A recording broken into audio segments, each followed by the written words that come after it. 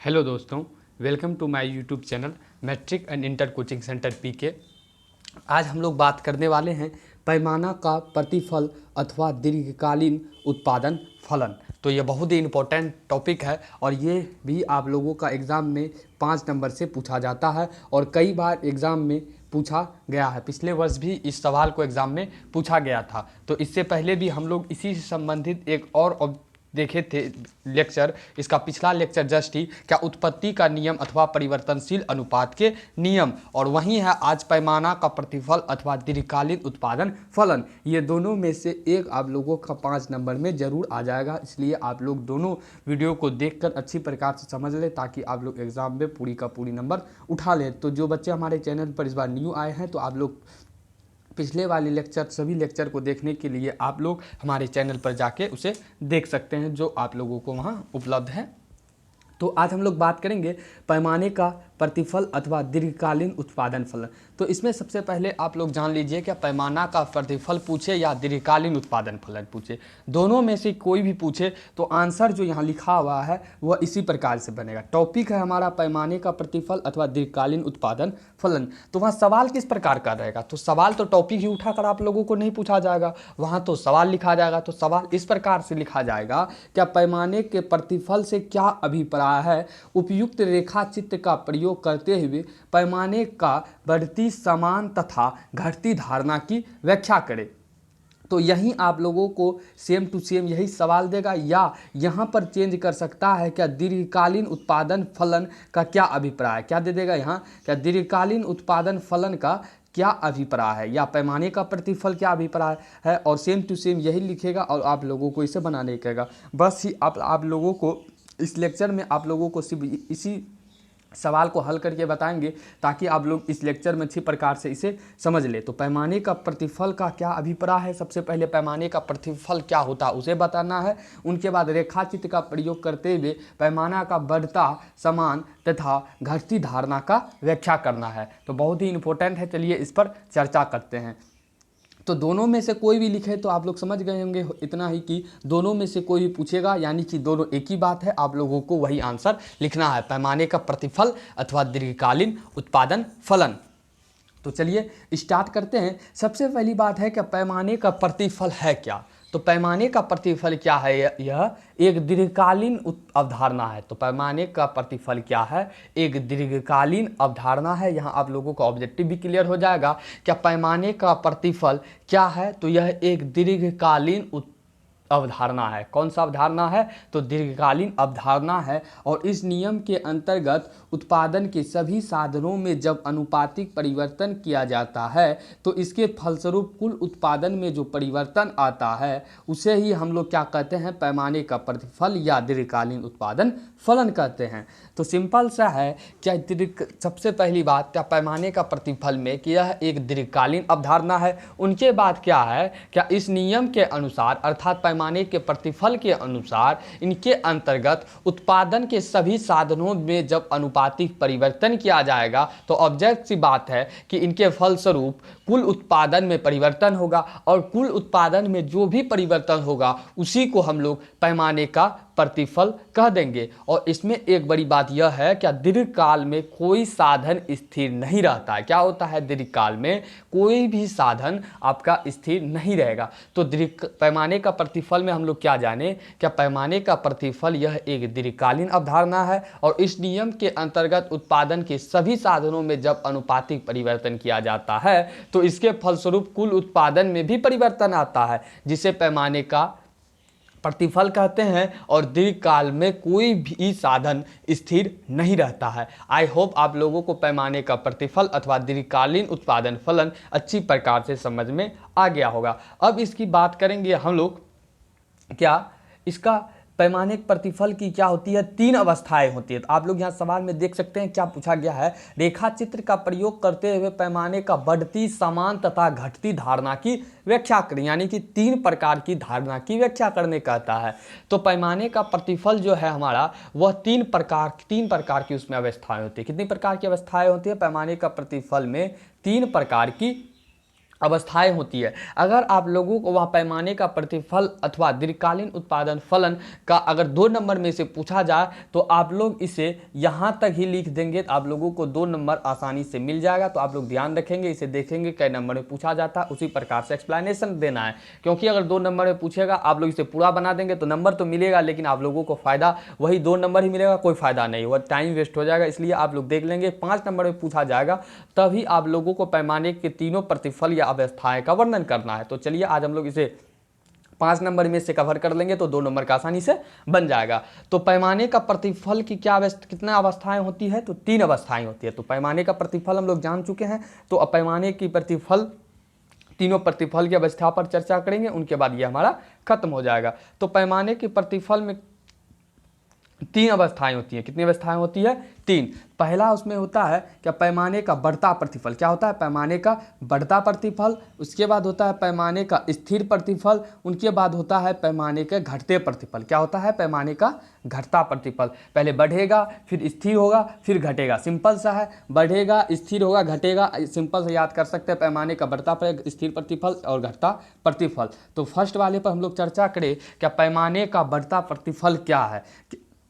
तो पैमाने का बढ़ता प्रतिफल हमें बता रहा है कि सभी साधन में जब अनुपातिक वृद्धि हो तो कुल उत्पाद में वृद्धि होती है तथा सीमांत और औसत उत्पादन बढ़ती है। तो सिंपल सी बात है, क्या सभी साधन में जब हम लोग अनुपातिक वृद्धि करेंगे तो कुल उत्पाद भी बढ़ेगा, जिसे शॉर्ट में आप लोग बताए थे टोटल प्रोडक्ट यानी टीपी में वृद्धि होगी, तथा सीमांत उत्पाद यानी कि एमपी मार्जिनल प्रोडक्ट और औसत उत्पाद यानी कि एपी, ये तीनों में वृद्धि होती है जब पैमाना का बढ़ते प्रतिफल होता है। तो इसमें क्या होता है, क्या सभी साधन में जब हम लोग वृद्धि करते हैं, सभी साधन अनुपातिक वृद्धि करते हैं, तो सीमांत उत्पाद टीपी, एमपी और एपी तीनों में वृद्धि होती है।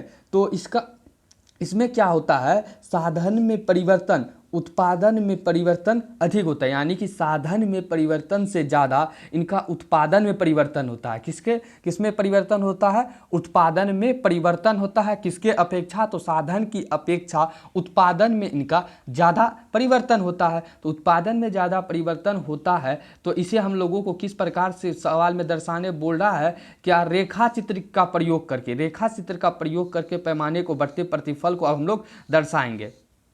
तो चलिए पैमाने के रेखा चित्र का प्रयोग करके हमें इसे दर्शाना है। तो इसमें क्या है, क्या साधन में परिवर्तन हमारा 10% हो रहा है, तो उत्पादन में परिवर्तन हमारा कितना परसेंट हो रहा है? 15%। तो चलिए इसको हम लोग रेखा चित्र के माध्यम से समझते हैं।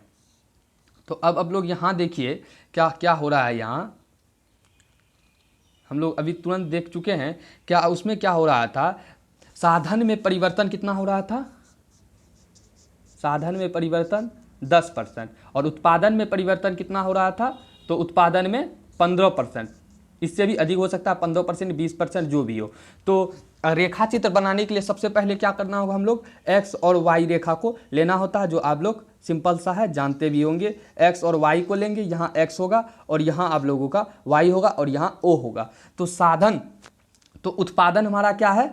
उत्पादन हमारा वाई एक्सिस वाला रेखा है और साधन हमारा एक्स एक्सिस वाला है। ठीक है, साधन हमारा एक्स एक्सिस और वाई में उत्पादन है। तो इसमें क्या है, हमारा उत्पादन में कितना हो रहा है? उत्पादन में 15% वृद्धि हो रहा है। तो उत्पादन में यहाँ देखिए 15% वृद्धि हो रहा है और उत्पादन में 15% वृद्धि हो रहा है। ठीक है, फिर साधन में हमारा कितना वृद्धि हो रहा है? तो हमारा साधन में कितना वृद्धि हो रहा है? तो 10%। तो आप लोग यहाँ देखिए, जब हम लोग इस प्रकार से इसे बनाते हैं तो यहाँ से यहाँ तक जो डिफरेंट हो रहा है आप लोग देख सकते हैं, यहाँ से यहाँ तक डिफरेंट होगा आप लोगों का 15%। वहीं जब आर और R1 के बीच हमारा जो ये निकल रहा है ये 10% हो रहा है। तो यानी कि उत्पादन आप लोग देख सकते हैं यहाँ कितनी बड़ी है, अर्थात 15% है, और यहाँ पर आप लोग देख सकते हैं साधन में मात्र 10% ही परिवर्तन हो रहा है। तो आप लोग चित्र से समझ सकते हैं कि साधन में परिवर्तन जब हो रहा है तो वह साधन में परिवर्तन जब हमारा हो रहा है वो बहुत ही कम हो रहा है, लेकिन उत्पादन में परिवर्तन देख सकते हैं आप लोग कितना हो रहा है। तो देख सकते हैं आप लोग उत्पादन में कितना परिवर्तन हो रहा है। तो इसे आप लोग F1 से दर्शा देंगे और इसे R1 से दर्शा देंगे। आई होप आप लोगों को पैमाने का प्रतिफल का फर्स्ट अवस्था जो था आप लोगों को क्लियर रूप में समझ में आ गया होगा। अब बात करेंगे पैमाने का स्थिर प्रतिफल पर। किस पे बात करेंगे? पैमाने का स्थिर प्रतिफल पर। तो चलिए पैमाने का स्थिर प्रतिफल पर हम लोग चर्चा करें।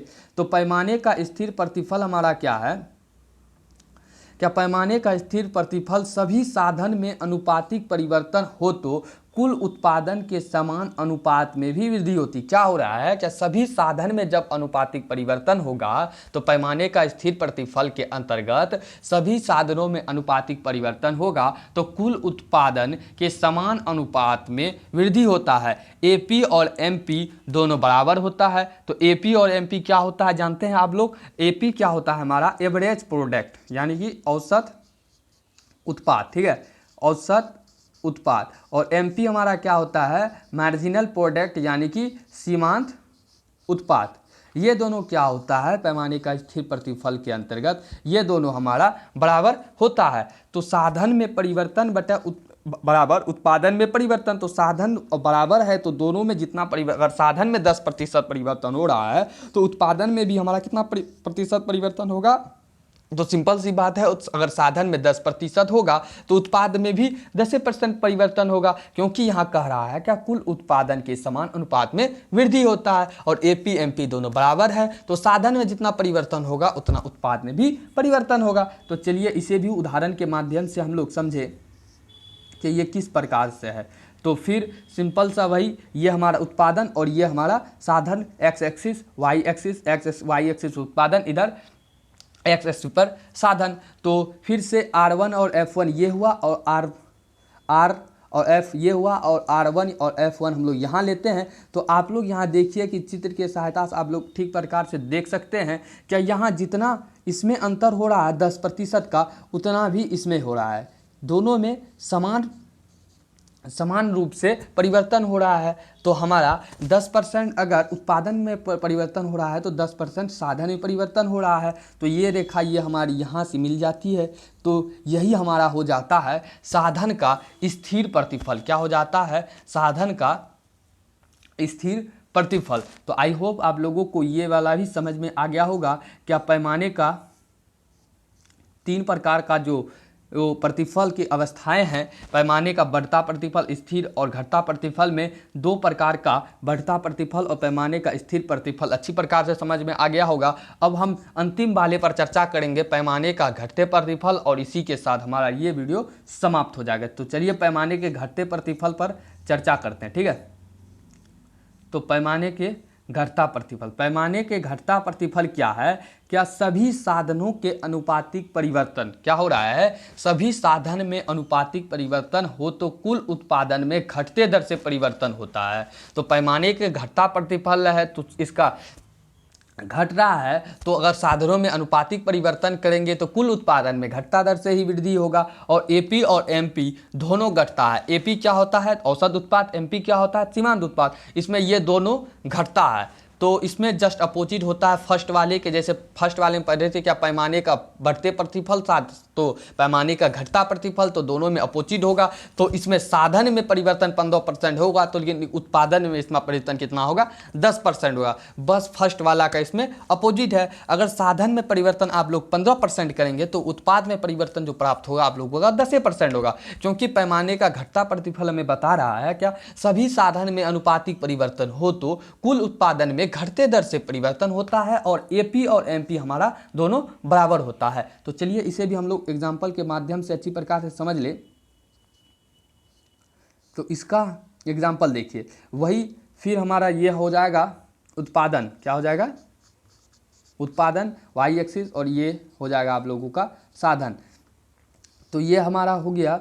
तो इसे आप लोग इस प्रकार से जब बनाएंगे तो आप लोग यहाँ देख सकते हैं ये हमारा 10% ही है। उत्पादन साधन में जो परिवर्तन हो रहा है वो हमारा साधन में जो परिवर्तन हो रहा है, साधन में परिवर्तन, और ये हमारा उत्पादन। तो साधन में परिवर्तन यहाँ 10% ही हो रहा है, लेकिन आप लोग उत्पादन में परिवर्तन 10% ही हो रहा है, लेकिन हमारा साधन में देखिए कितना बड़ा हो रहा है, यानी कि 10% से अधिक अर्थात 15% हो रहा है। तो आराम से आप लोगों इस प्रकार से इसे मिला देंगे और इसका नाम बी ए दे देंगे, यहाँ बी दे देंगे, और इसका आर R1 और इसका F1। आप लोग कोई भी नाम इसमें देख सकते हैं। ये हमारा X हो जाता है, ये Y हो जाता है, ये हमारा O हो जाता है। तो आई होप आप लोगों को ये भी क्लियर हो गया होगा और तीनों प्रकार की जो रेखाचित्र है हमारी आप लोगों को अच्छी प्रकार से समझ में आ गया होगा। अगर वीडियो अच्छी लगी तो वीडियो को लाइक करें, चैनल को सब्सक्राइब करें और बगल में घंटी का आइकन को प्रेस कर उसे ऑल पर टिक कर दें, ताकि आने वाली सभी वीडियो कक्षा 12 की इकोनॉमिक्स के हो या पॉलिटिकल या हिंदी के आप लोगों को सबसे पहले पहुँचे और आप लोग उसे देख सके। तो हमारे इस वीडियो में क्या बात किए, क्या पैमाने के 3 प्रतिफल था और पैमाने का बढ़ता प्रतिफल, पैमाने का स्थिर प्रतिफल और पैमाने का घटता प्रतिफल, जिसे हम लोग रेखाचित्र के माध्यम से देखें और पैमाने का प्रतिफल क्या होता है इसे भी जाने। तो हमारा ये सवाल जो था पैमाने का प्रतिफल से क्या अभिप्राय है, तो आप लोग इसे लिख देंगे और उपयुक्त रेखाचित्र का प्रयोग करते पैमाने की बढ़ती समांतर घटती धारणा की व्याख्या करें। तो आप लोगों को अच्छी प्रकार से ये सवाल आप लोगों को समझ में आ गया होगा। तो वीडियो को ज़रूर लाइक करें और चैनल को सब्सक्राइब कर दें। तो thank you all of you, thanks for watching.